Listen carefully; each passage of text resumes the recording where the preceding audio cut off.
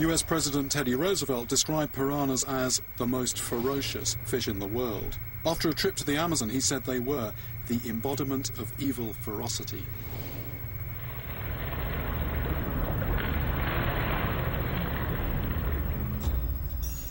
I've come to the Amazon to find out if piranhas are the bloodthirsty killers of myth, or if the truth is a little more complicated. I've managed to unearth a newspaper report from the 1970s that describes the exact bus crash that I remember, where some of the passengers were eaten by piranhas. It reports that on the 14th of November 1976, the bus was travelling from Manaus to the town of Itacoatiara, a journey of about 5 hours. After driving through the night, it crashed into a tributary of the Amazon, killing 39 passengers. The newspaper also mentions the name of a survivor, Dirceu Araújo. I've managed to track him down to find out what he can remember from that fateful day, as this might allow me to pass judgment on the guilt or otherwise of the piranha. Okay, so Dirceu tells me he was sitting at the very rear of the bus, and like the rest of the passengers, he had been sleeping for most of the journey. On board that day were several families, a couple of students named Alex and Ivan, as well as many other men and women returning to their homes in Itacoatiara. Not long before the accident, the bus went through a pothole, waking Dirceu up. This, he tells me, could well have saved his life. Aqui é o lugar mesmo que aconteceu o acidente. Nós viemos lá e caímos aqui. This is the very spot where the accident happened. The bus came down here, went in the river down there. Dirceu doesn't know if the brakes failed or if the bus skidded, but the driver had done the same route several times that day. The papers at the time reported the suggestion that he fell asleep, and at the ferry crossing carried straight on into the river.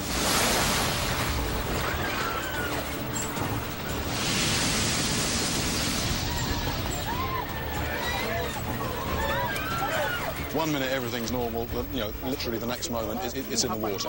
There were people crying, wailing, much despair.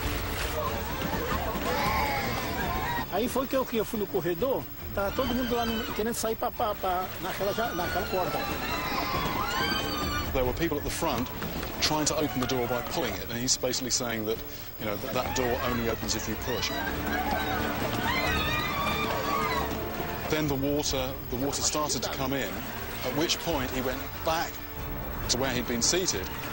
Aí eu vi o pé dele, peguei e entrei. There was a boy there who'd been trying to break the window, and he actually saw this boy's foot, you know, disappearing out of the bus, and he saw the foot, followed it, and managed to get himself out through the same hole.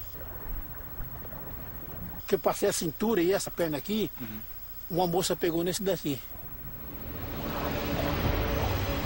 He's just about clear of the bus. Somebody grabbed hold of his leg. Can you imagine? Somebody is trying to grab hold of his leg while he is trying to escape and get to the surface. Actually had to kick this person's hand off to get free from the bus and actually, you know, escape from the wreck. 39 people remained trapped on the bus and didn't survive. In the panic of his escape, Dirceu doesn't remember seeing any piranhas. So no one knows how long it was after the bus submerged that the piranhas attacked.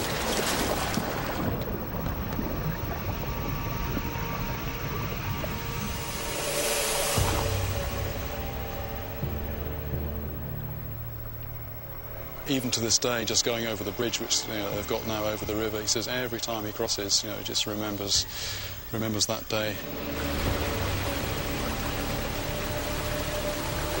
It was several hours before rescuers could winch the bus out of the water. By that time, it was far too late for any remaining passengers. Foi 3 meninas grandonas assim, e uma que é recém-nascida. Só, mas tudo foi adulto. There were 3 children and 1 baby, actually all from the same family. You know, they were brought up dead. Todo estragado por causa de piranha. There was 1 body there, had literally been stripped of all the flesh, only the boots were left. The impact piranhas have on a human body is distinct and may be too shocking for some viewers to see.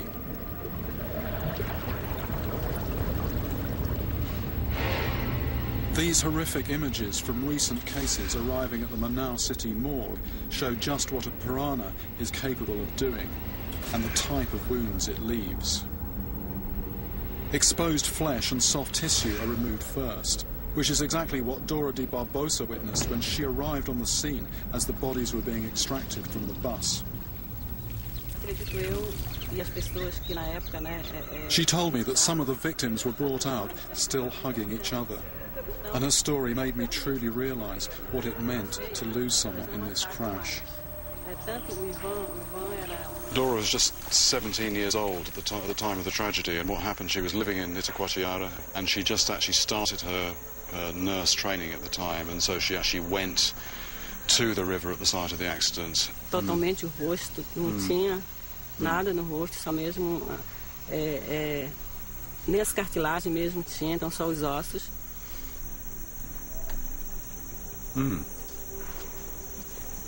That's pretty tragic.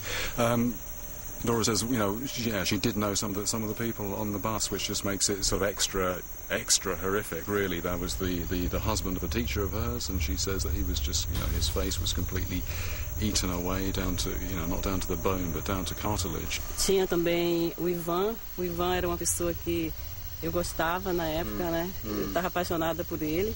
And also a lad called Ivan, who she liked very much. This was her childhood sweetheart, and he was one of the victims as well. And she said, you know, because of this, she found it very difficult early on to talk about this whole business. But as a result of this, she said she actually, you know, left the area and didn't return for a while because of the memories of the place.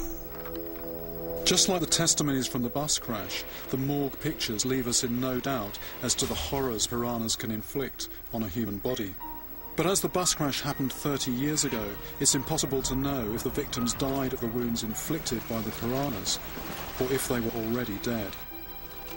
We know that on the bus they were trapped, there was blood in the water, and people were eaten by piranhas. But did the piranhas attack and eat their victims alive, or did they merely scavenge the corpses of those who had already drowned? So even though I have found my bus crash, the case against the piranha still hangs in the balance. However, I have uncovered a situation in the east of the Amazon where at the end of the dry season of 2005, 8 piranha attacks occurred in just one weekend on one beach. And these victims were definitely alive when the piranhas struck.